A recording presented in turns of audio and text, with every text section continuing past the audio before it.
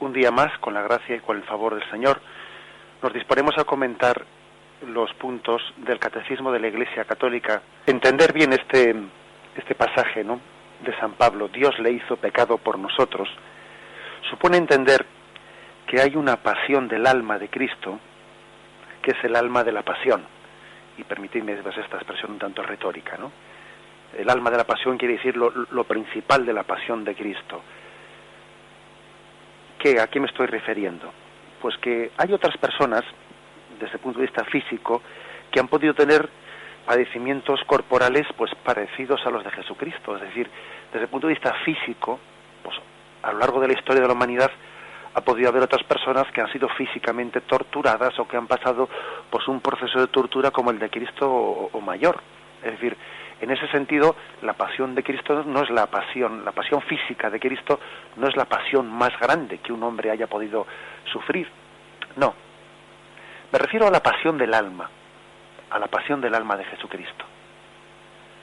Esa sí que es el alma de la pasión. Esa expresión, ¿no?, al que no conoció el pecado, Dios le hizo pecado por nosotros, para que nosotros sintamos la fuerza salvadora de Dios.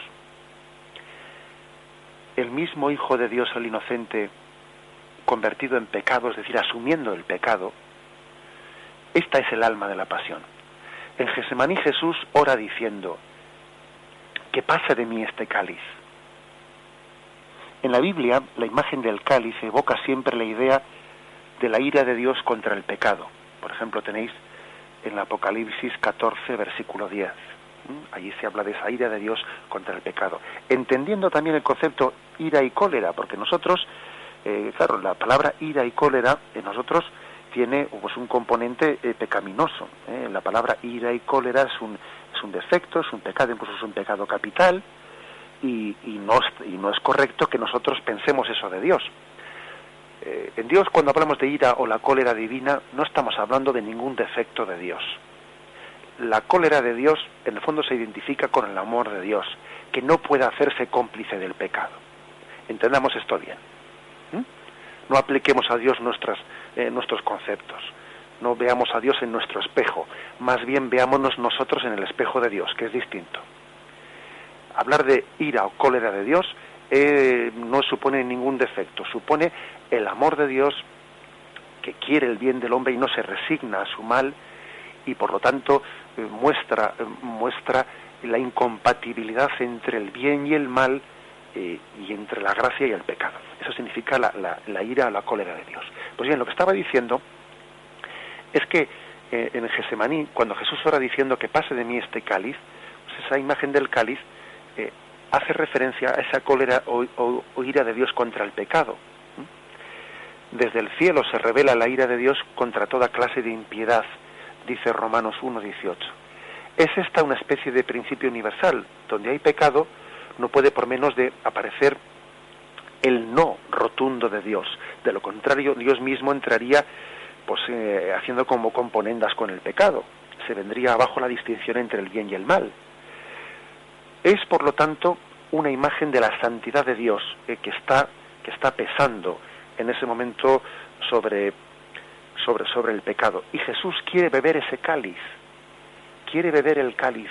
Es decir, quiere padecer él también el sufrimiento de Dios Padre por tanto pecado. El sufrimiento que tiene el Padre porque el hijo pródigo se ha marchado de la casa. Él quiere participar del sufrimiento de Dios. Está de alguna manera bebiendo ese cáliz. En Jesús está teniendo lugar no de una manera abstracta, sino de una manera concreta, pues el peso de todos esos pecados de la humanidad. Jesús carga con todo el orgullo del hombre, con todas las rebeliones abiertas o sordas contra Dios, con toda la lujuria, con toda la hipocresía, con la violencia y la injusticia, toda la explotación de los pobres y de los débiles, toda la mentira, todo el odio, que es algo terrible. En la pasión de Cristo encuentra pleno cumplimiento aquellas palabras de Isaías que escuchábamos pues Él fue triturado por nuestros crímenes, sobre Él descargó el castigo que nos sana. Él es el justo sufriente, que ora en los salmos, ¿no? Como el Salmo 88, diciendo: tu cólera pesa sobre mí, me echas encima todas tus olas, pasó sobre mí tu incendio, tus espantos me han consumido. Permitidme un ejemplo, ¿no? ¿Qué ocurriría si todo el universo físico, con sus miles y millones de galaxias, se apoyase en un solo punto, ¿no? Como una inmensa pirámide invertida? ¿Qué presión no tendría que soportar ese punto, esa punta de la pirámide, encima de la cual está todo el peso de los universos, el peso de todas las galaxias, ¿no? Y este ejemplo ha sido puesto por algún autor espiritual para decir que todo el universo de la culpa pesaba en la pasión de Jesús sobre el alma del hombre Dios. Él cargó sobre él, todos nuestros crímenes. Él es el Cordero de Dios que carga con el pecado del mundo. La verdadera cruz que Jesús cargó sobre sus hombros, que llevó hasta el Calvario, fue nuestro pecado. Por eso digo que el alma de la pasión de Cristo es la pasión de su alma, más que la pasión de su cuerpo. Esa es el alma de la pasión. En un pasaje de la carta a los Romanos, San Pablo, hablando de los judíos, dice que siente por ellos tanto dolor porque han rechazado el Evangelio, que estaría dispuesto a ser él mismo, San Pablo dice, anatema, verse separado de Cristo por el bien de todos. Lo tenemos en Romanos 9:3. Estaría dispuesto a ser por vosotros anatema. Lo dice como una especie de locura de amor, del celo, en una especie de locura de celo por ganar las almas para Cristo. Dice que estaría dispuesto a verse separado de Cristo por el bien de esas almas. Lógicamente, pues sabemos que es una expresión pues un tanto retórica, que no hay tal cosa. Uno por salvar almas no se separa de Cristo, sino se acerca más a Cristo.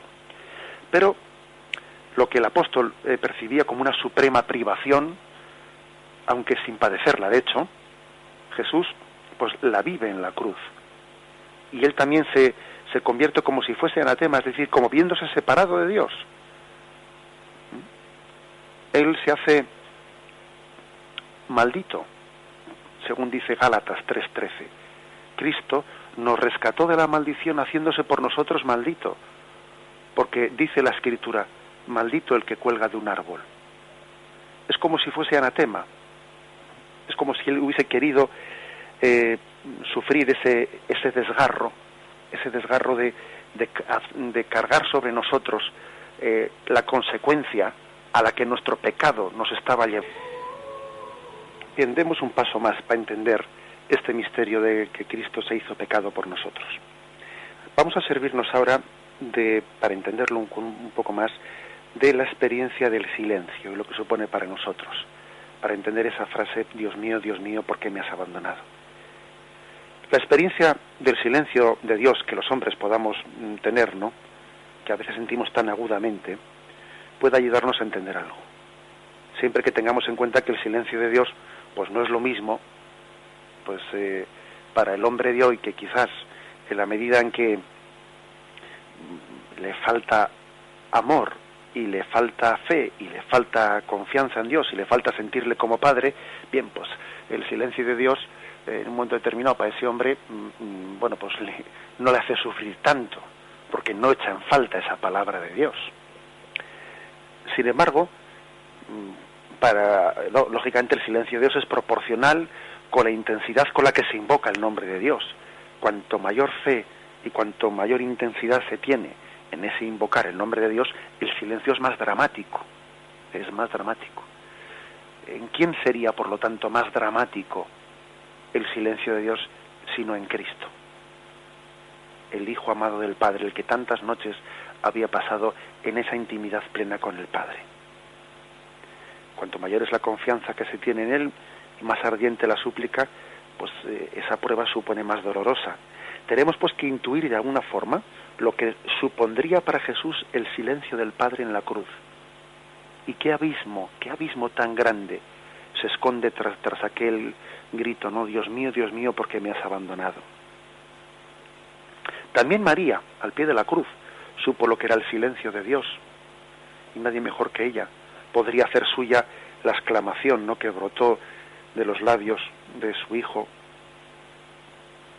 pues recordando un un momento feroz de persecución de los cristianos bajo el emperador Juliano, hubo un momento en el que uno de los santos padres, al ver las iglesias profanadas, las vírgenes violadas, aquellas vírgenes consagradas a Dios, llegó a formular esta expresión: qué duro fue, Dios mío, soportar aquel día tu silencio.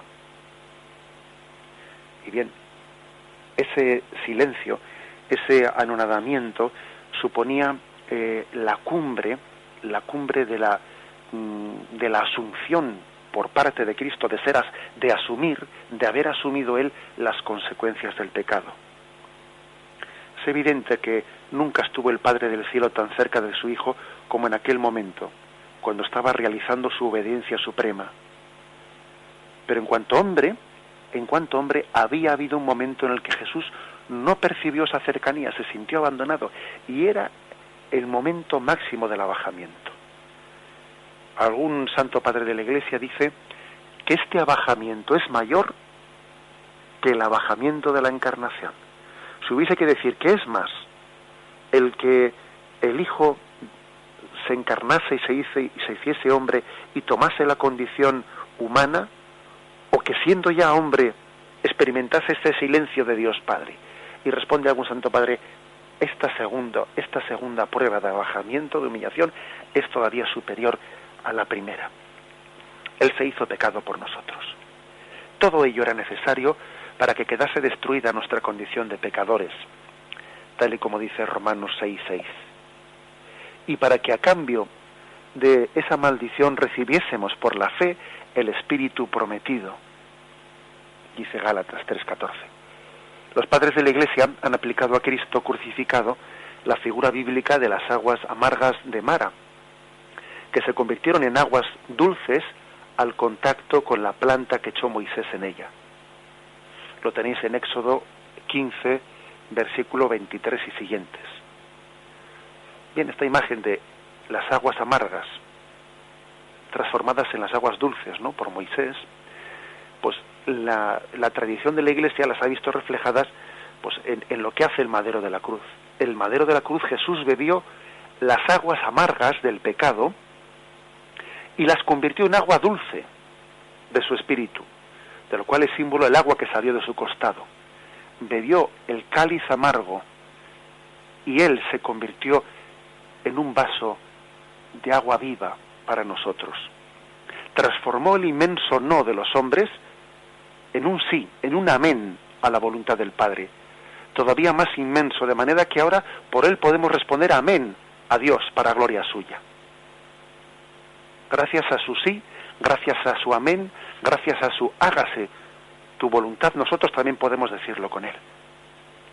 Este es el gran misterio de nuestra religión, de nuestra fe, y consiste en el hecho de que incluso en una situación tan extrema, Jesús mantuvo su confianza en Dios y su amorosa sumisión al Padre. En sus labios nunca se apagó el grito filial, Abba, Padre. Al llevar a cabo este misterio, Jesús tuvo junto a sí a su madre, a la que nos dirigimos nosotros emocionados en nuestro pensamiento, ¿no? Ella sufrió profundamente con su hijo y se asoció con corazón maternal a su sacrificio, consintiendo con amor de la inmolación de la víctima que ella misma había engendrado. Así, de esta forma, se convierte en ella pues en la perfecta corredentora, en nuestra madre, en el orden de la gracia. Bien, vamos a dejar aquí esta reflexión de estos dos puntos del catecismo que hemos desarrollado en el día de hoy, el punto 602 y 603. Alabado sea Jesucristo.